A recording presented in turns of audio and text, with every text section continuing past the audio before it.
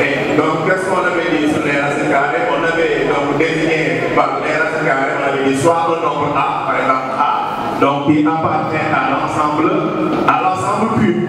L'ensemble Q, donc c'est l'ensemble des nombres rationnels. Il y a des nombres rationnels et des nombres irrationnels. Donc la racine carrée de A désigne le nombre I, donc la racine carrée de A, on est ici, la racine carrée de A, donc c'est la valeur qui est égale à la racine carrée de A, donc et le nombre dont le carré est à A. Donc c'est le nombre dont le carré, le nombre dont le carré est égal à. Si vous êtes du groupe sanguin A, vous allez avoir des anticorps anti-B. Vous êtes du groupe sanguin A, vous avez des anticorps système nerveux. C'est l'ensemble des coordinations de nos différents organes pour nous permettre d'interagir avec notre environnement et notre milieu de vie. On est d'accord? Sur ce, on va dire que on va répartir le système nerveux en deux parties. On est d'accord? Le système nerveux central et le système nerveux périphérique. Le système nerveux central, ça renvoie au centre. Et le système nerveux périphérique, ça renvoie aux nerfs et aux ganglions. Ce sont ces nerfs-là qui assurent la transmission de l'information. Vous êtes d'accord? Merci beaucoup. Bonjour, chers élèves. Comme il vient de m'introduire et de me présenter, je m'appelle Amadou Sow Badji. Je suis le secrétaire général du conseil départemental de Keur Massar. Je suis également un membre du mouvement des cadres patriotes.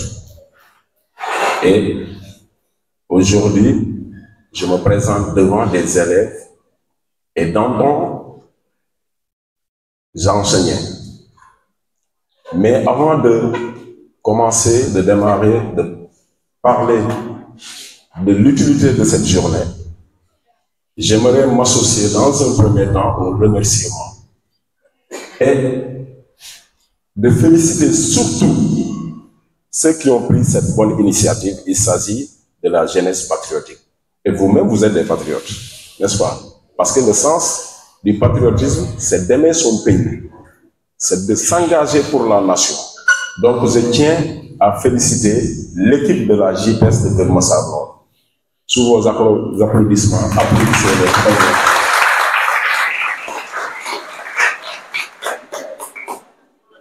En tout cas, cette belle initiative qu'ils ont prise pour faire cette synthèse, je vais souligner tout d'abord une pensée profonde par rapport à l'éducation. Il est dit, en tant qu'élève et un intrant du système, il faut avoir la reconnaissance de saluer les belles initiatives. Et cette pensée d'un éminent professeur qui disait, là où je suis aujourd'hui, j'aimerais prendre l'occasion de remercier tous mes maîtres, professeurs, enseignants, de m'avoir arraché des ténèbres de l'ignorance pour me faire découvrir les goûts, joies et délices de la connaissance. Donc cette synthèse-là vous permet de synthétiser tout ce que vous avez appris durant votre cursus scolaire. Et le conseil que j'aimerais vous donner aujourd'hui, et traduisez cela à tous vos camarades. Ne soyez pas stressés le jour J. Vous avez tout appris. Vous avez capacité toutes vos connaissances. Combattez le stress. Et c'est le moment de combattre le stress. Sachez que vous avez appris. Maintenant, pour gérer cela, le jour des épreuves, faites comme si vous traitez un devoir. c'est le moyen de combattre le stress. Faites comme si vous traitez un devoir qu'on vous donne en classe. Parce que si vous êtes dans le cadre de l'examen et que vous pensez que l'examen, c'est un poids, gérez ce stress en traitant les épreuves comme dans un temps normal. Autre chose, faites-vous confiance. Ayez confiance en soi. Sachez que vous avez beaucoup de bagages. Vous avez traversé beaucoup de chemins et d'embûches. Vous avez eu à faire des devoirs, non? Vous avez eu à avoir des bonnes notes, non? De très bonnes moyennes en classe, n'est-ce pas? Le premier semestre, vous avez eu de très bonnes notes, non? Alors, pourquoi attendre le jour de l'examen pour se stresser? Donc, ayez confiance en vous-même. Sachez que vous allez réussir votre examen, s'il plaît au bon Dieu. En cultivant, vous allez cultiver cela en vous d'abord. Dites-vous que je pars pour un examen, Inch'Allah, s'il plaît au bon Dieu, je vais réussir. Parce que j'ai eu à capitaliser et à capaciter toutes les connaissances qu'on m'a données à l'école. J'ai appris mes leçons de mathématiques, j'ai traité les exercices, le français, je m'en passe, l'histoire et géographie, j'ai tout appris. Alors, qu'est-ce qui me reste? C'est de gérer cela en toute tranquillité et de traiter les épreuves comme il se doit. Alors, pour terminer, ce que je vais prier, c'est des prières. Que la chance soit à vos côtés, que la chance vous sourie. Que la chance soit à côté de vos familles et votre entourage, que tout le monde vous accompagne. Le reste, comme l'adage, comme le Wolof le dit, Yalla mu digle ngeen réussir ci jàmm. Soyez confiants et vous allez réussir à 100%. Vous n'allez pas dire Amin. Vous allez réussir à 100%. Aujourd'hui, l'occasion vous est offerte. D'éminents enseignants sont là, des professeurs qui sont là, des enseignants qui sont prêts à donner leur savoir. Vous savez que l'enseignant, il ne se lasse jamais, il ne se fatigue jamais à transmettre ce savoir. C'est une relation, et cette relation-là, c'est la pédagogie qui définit cette relation entre le savoir, l'enseignant et l'enseigné. Donc, dites-vous bien, aujourd'hui, ces enseignants-là, ces vaillants soldats du savoir, ils sont là pour transmettre cette connaissance en vous, mais de manière synthétique. On va tout synthétiser. Donc, soyez fiers de cela. Et autre chose, la bénédiction que vos parents vous ont donnée. Merci beaucoup et félicitations à tous les. Merci beaucoup, monsieur Badji. waaw tey ñoo defoon activité bi mu nekk activité boo xam ne 48 heures la ñu jagleel ko ndaw yi nga xam ne ñu ngi si biir Kër Massar particulièrement Kër Massar Nord mu nekk ay activités yoo xam ne ay activité éducative la muy jàppale ndaw yi si dafa leen si ay synthèse pour préparation BFEM bi nga xam ne day am incha allah rabbi lundi li ñu pousse pour def ko ndax ñun ay xale lañu ñu am ay rakk yoo xam ne ñu ngi jàng te ñun chance bi nga xam ne ñun amuñu ko woon ñu permettre que suñu rakk ñu mën ko am mooy encadrer leen ba jàppale leen li nga xam ne ay lekk yu ndaw yi nga xam ne am nañ ko ñu mun leen defal ay synthèse yoo xam ne da leen di préparer par rapport ak BFEM bi nga xam ne moo leen di xaar lundi ndax ñun suñu objectif au delà de politique bi ñuy def mooy politique sociale mooy jàppale ndaw yi renforcer leen mais aussi jàppale leen si domaine yi nga xam ne ñoom amuñu ñun chance bi ñu amul woon ñoom ñu mën ko am looloo taxoon ñu initier activité bi mu nekk activité boo xam ne 48 heures la pour synthèse BFEM ndax bëggoon nañoo def synthèse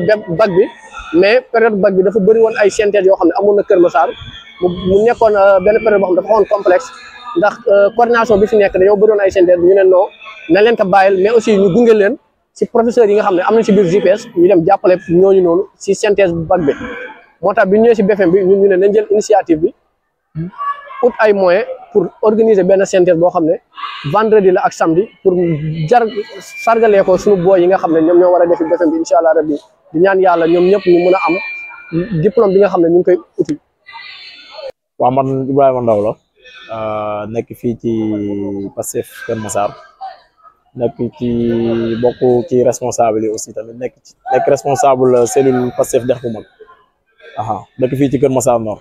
dañ fay teew d'abord en tant que parent beneen bi aussi tamit dañ fi teew en tant que patriote et je pense que bu ñuy wax événement yu mel nii ñun parents yi war nañ ci teew parce que tamit jaar nañ ci te bu ñu tolloo fii suñuy doom ak suñuy sœur war a def examen BFEM yaakaar naa war nañ leen accompagner mentalement ak pédagogiquement bi nga xam ne tey suñu frères yi organiser nañ ko nga xam ne ñooy waa JPS Pastef Kër Massar Nord ànd ceeg Abdou Aziz Sow nga xam ne moom mooy seen coordonnateur seen chargé de la communication Ndofène xam nga ak ñoom Askia et tout c'est-à-dire c'est normal ñu participer ci événement bi quoi am nañ ay yite am nañ yeneen événement mais dañoo bàyyi yëpp xam ne bii moom c'est très important parce que bii il y va de l'avenir de nos frères et sœurs yi nga xam ne ñoom ñoo nekk fii naa ne ñenn ñi sax ay doom lañ ci ñun kon donc war nañu bàyyi suñu yite ñu ñëw assister leen comme lundi la ñuy def examen li ci des bareetul ñu accompagner leen vraiment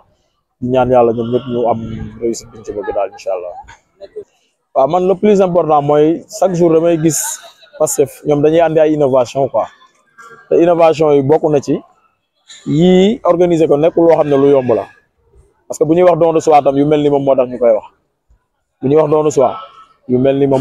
wax kon donc particularité bi mu am rek mooy bii parti politique moom moo ko organisé c'est vrai que daan na nekk ay événements yoo xam ne daan na am ay synthèse daan na am mais boo xoolee ampleur bi mu am nii parce que touche personnel bi nga xam ne moom la ci Pastef andi wax dëgg yàlla boo xoolee ampleur bi mu am nii ay temps amu ko woon kon donc dañuy wax ne don de soi moom yaakaar naa ne ñun foo dem rek ñu fay fekk tey am na ñoo xam ne tey ñi ngi tey ci VAPI tey am na ñoo xam ne tey à Kër Massar ñi ngi dem nañ ci VAPI ñii ñu ngi ci tool yi xam nga ñii ñu ngi ci synthèse yi xam nga Pastef moom li ma wax rek fépp foo dem daal foo xam ne gis nañ ne lii moom luy jëmale kanam Sénégal la moom boo ñëwee da nga leen ci fekk innovation bi nag mooy ampleur bi mu am d'abord parce que côté communication jàll na bu baax beneen bi aussi tamit mooy parti politique yi fi jaar xamee wuñu woon leen kenn daawu leen gis yu mel nii quoi kon donc bu ko Pastef organisé vraiment dañuy jàpp ne innovation la te dañuy ñaan yàlla rek mu nekk loo xam ne tam dañ koy def moo xam ne day perpétuel quoi. Donc bonjour. Pour ceux qui ne me connaissent guère, c'est Mariama Kessou Souare, élève en classe de 3e B, plus précisément au CEM Kër Massar Village. Donc, comme nous le savons tous, la raison de notre présentation ici, c'est on a eu à faire une synthèse de 2 jours avec la JPS du Kër Massar Nord, qui nous ont beaucoup aidé à comprendre beaucoup de choses dans les matières suivantes, comme la science physique, les mathématiques, sciences de la vie et de la terre et en histoire et géographie. Donc bien sûr que nous sommes satisfaits. Donc loo xamante ni xamoo ko woon pendant 9 mois imagine-toi ñu ñëw décortiquer la ko en 2 jours maximum en peu de temps daal on est satisfait. Donc je souhaite que nous qui sommes élèves en classe de 3e, comme on nous a aidés, comme la JPS nous a aidés, je propose et je demande à toutes mes camarades d'y faire partie lorsqu'ils seront grands. Machallah ak gratuit lañ ko defee nag loolu dafa raar nga gis ko de nos jours gratuit ak niñ ko liwee organisé vraiment machallah zéro faute en fait kontaan nañ trop waaw ils ont été performants machallah dañoo mën a expliquer en plus dañuy def lépp baax dañ lay lii ba pare dañuy ignorer lu bëri waaw conseil bi ma leen di jox mooy ñu réviser lépp lu am importance demee seen xel ba pare ñu wàññi stress bi parce que stress bi du la yóbbu fenn da ngay dund relax comme si sooy def devoir rek mën ngeen kaa considérer noonu comme si da ngay def devoir comme si simple devoir la après boo paree résultat yi dañuy performante ñun ñëpp dinañ am incha allah yàlla bu ko bëggee incha allah. Moustapha Konaté laa tudd élève en classe de 3e au CEM Kër Massar Village. En fait, dama ñëw fii pour mieux comprendre les leçons qu'on avait déjà fait en classe. En plus, pour préparer BFEM bi encore. JPS organisé ko bu baax en plus professeurs yi ay professeurs yu baax leen en plus professeurs bu leen expliquer aussi. Ce sont des professeurs professionnels aussi. PC bi moo gën a impressionné ak math bi. Ok. En fait, sama morom yi def BFEM maa la ñuy lancé benn message mooy bu ñu stressé wu incha allah bu si yàlla àndee ñu ñëpp dinañ am moom. bu ne ngeen sóoraale ba ñu andi téléphone ak appareil lépp bu mën a connecté wu quoi. dafa amoon ay cours yoo xam ne daanaka am na yoo xamante ne rete woon naa ko te am na tamit yoo xamoon ne comprendre ma ko mais vraiment bi ma ñëwee fii am comprendre naa bu baax. waa GPS maa ngi leen di wax merci pour lépp li ñu def ndax tamit lii c'est pas lu yombul daal ndax c'est très rare nga gis ñu defal la synthèse gratuitement waaw maa ngi leen di naan merci waa ba pare concentration bi ñu am nañ ay profil macha allah wax dëgg fa. C'est Moussa Sané, un prof de mathématiques et PC waaw fii dama fi ñëw involontairement parce que ba mu fi ñëw dama gis sama benn collègue bi ñu naan Askia te mu bokk si jeunesse patriote du Sénégal de Keur Massar Nord. C'est lui qui m'a appelé avant-hier pour me parler maintenant du synthèse qu'ils ont organisé ici au sein de zone de recasement. léegi ci biir loolu noonu si laa ñëwee gisu benn foule bu nga xamante ni macha allah bien vrai que les élèves qui étaient là sont des élèves yu nga xamante ni macha allah laa gis ñoom et synthèse ba nga ko defee tamit gis nañ élèves yi tamit seen wàllu bopp gis nañ si njëriñ bi nga xamante ni ñoom loolu leen soxloon quoi dëgg yàlla. boo taamee nekk classe taamu yor yenn effectif yi tey boo gisee yenn effectif yi nga xamante ni comme effectif yi ma gis fi tey du la wàññil dara quoi mais par contre bu fekkee tamit yaagoo tamit def yenn conférence wala yaagoo def yenn exposé ou synthèse donc boo gisee benn foule comme foule bi nekkoon fii nii da lay causer beaucoup de problèmes quoi dëgg yàlla mais ñun moom ça va quoi ça a été macha allah. waaw gis naa benn concentration bu strict boo xam ne bu sérieux wax dëgg yàlla si élèves yi quoi ba tey jii nga xamante ni mooy suñu dernier jour de synthèse gis nañ encore benn concentration bu doy envers les élèves quoi macha allah dëgg yàlla. waaw très bien initiative bu rafet la bu ñu ko doon def chaque année di jàppale élèves yi parce que c'est pas facile aussi nga organiser benn synthèse bu toll nii éviter si ay collègues nga def ko gracieusement donc c'est rare kon damay saluer li nga xamante ni moom la patriote yi def ñi nga xam ne ñu ngi nekk Keur Massar Nord lu ñu def ma saluer que di leen rafetlu di leen wax ni carrément ni leen continuer rek parce que ñaanu élèves mënoo xam ban ñaan mooy daal man mii di wax ak yow tamit ñaanal naa leen yàlla na continuer te yàlla na doon loo xamante ni luy avancé lay doon ëllëg. waaw maa ngi leen di nuyu ñëpp di leen ziar di leen jox seen waaye man la Mat Doumbia nekk présidente commission organisation bu JPS Keur Massar Nord non du ñu yemandi fii kese teg nañ ay programme yoo xam te ñu ngi ci vacances yi dañuy def ay cours à domicile yooyu yëpp préparé nañ ko du ñu yemandi ci lii kese wax dëgg fa yàlla préparé ay kii mooy VAP bi ñu ngi ci kawam di préparé tamit set setal boo xam ne ñu koy def chaque 15 jours ñu ngi koy organiser fii ci commune bi waa JPS préparé tamit VAP bi tey rek waroon nañoo dem sax mais dañoo bàyyi waa section bi dem ñu àggali synthèse bi comme 48 heures la woon non VAP bi moom c'est simple parce que ku ne xam ne ne Sénégal fii li ñuy dundee dañ koy jéggaane léegi nag ñun nag dañoo ñëw nag comme am nañ suuf dañoo ñëw pour yee suñu suuf bay dunde loolu daal ci lañ jublu incha allah comme projet bi li ci nekk lépp dafa rëy te projet bi seet nañ ba seet na buñ ko yamalee yëpp biir Sénégal rek ak ressources yi fi am yëpp Sénégal yëpp dina yomb te dina neex incha allah non ndaw yi ci bari intégré nañ ci département bi sincèrement ndaw yi ci bari parce que waa JPS Keur Massar Nord Keur Massar Sud ak Yëmbal Nord Yëmbal Sud Malika gars yëpp am na ci yoo xam ne dem nañ tey